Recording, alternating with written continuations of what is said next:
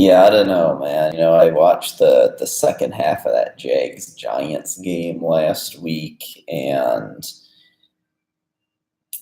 that's really one of the disconcerting things to me about the Jags. And I know people just, they don't like Bortles. They don't really see that team going anywhere with Bortles at the helm. And I get where some of that's coming from, but really, if you watch that playoff game last year against New England, uh, Bortles was really doing fine for a lot of it, doing pretty well on the rollouts, but the play calling, uh, third and fourth quarter is so damn conservative. And same thing against the Giants. And against the Giants this week, it was fine because the Giants didn't end up coming back and beating them. But like I get not wanting to.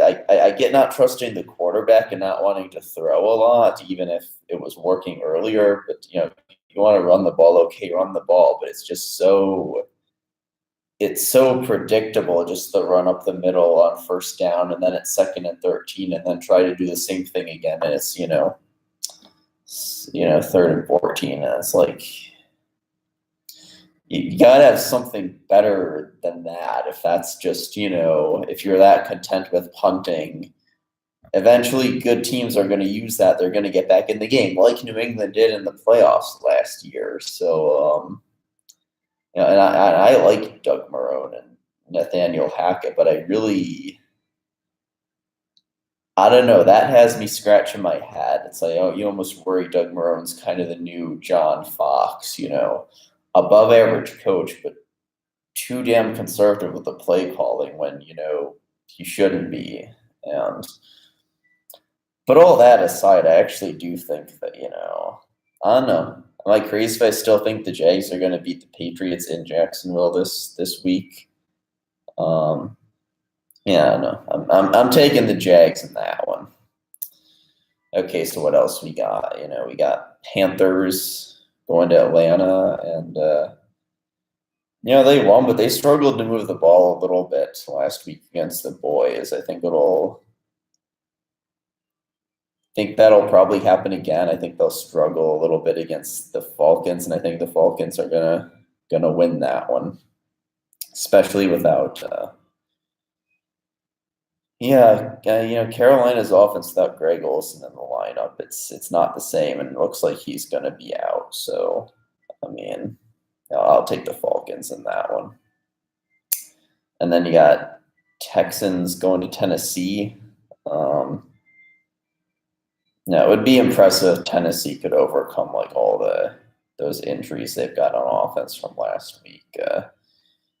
It would impress me, and I don't think it's going to happen. I think Mike Vrabel's going to get his second loss as a head coach, and the Texans are going to go in there and prove to one-on-one, and Watson's going to have himself a good passing day. Got Chiefs going to Pittsburgh. That's tough. I think Pittsburgh will rebound.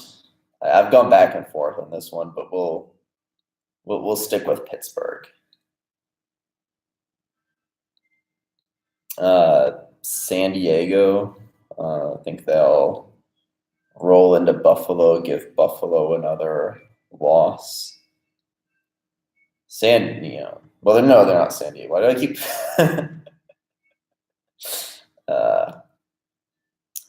No, I've often joked that I'm still going to be calling the Chargers San Diego like 10 years from now, but it's been more than a year since I said that the first time, and so maybe it really will take me 10 years to get that right. Okay, what other games we got? We got Thursday night at the Baltimore Cincy. I'll go against, I didn't see the Buffalo-Baltimore game last week, so I don't really know, is Baltimore really that good, or is Buffalo just that bad? And Baltimore tends to do well in this matchup, I think, but I don't know, for some reason my gut says roll with Cincy again, so think that's where I'm going to go with that. But I think the Jets will go to 2-0. I think they'll get their home win against the Finns. Yeah, that's just going with a well-coached team at home that's got a little momentum behind them now. That's kind of where I approach that one from. Oh, and we got Cleveland going into New Orleans. Well, okay. So for about 2 years now, betting against the Cleveland Browns winning has been probably the safest bet in the history of sports or anything. And so you like things about their defense, but I'm not gonna overthink this one. I'll go with New Orleans at home. Browns will get a win eventually. Just this week, nah, not yet. Not yet. What else we got here?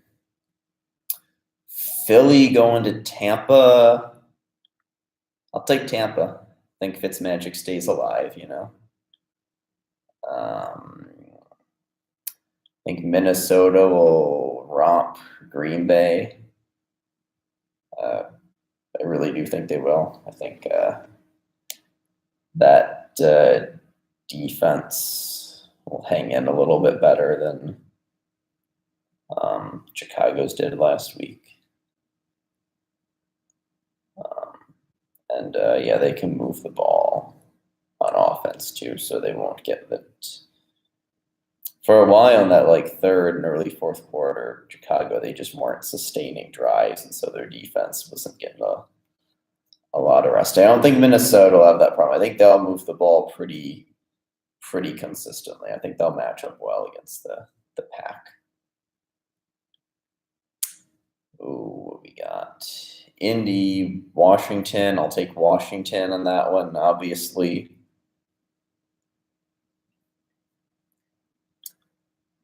Got the Cards going into LA, play the Rams. I think that'll be another good romping. Got Detroit, San Francisco. I think San Francisco is the team that's going to rebound, not Detroit. Yeah.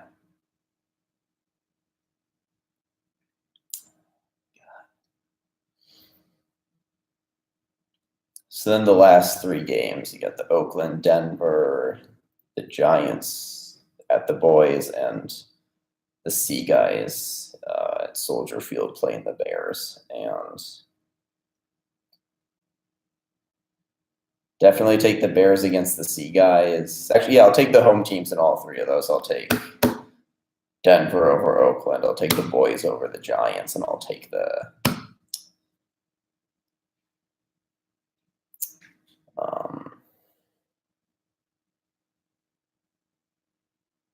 Bears over the Hawks.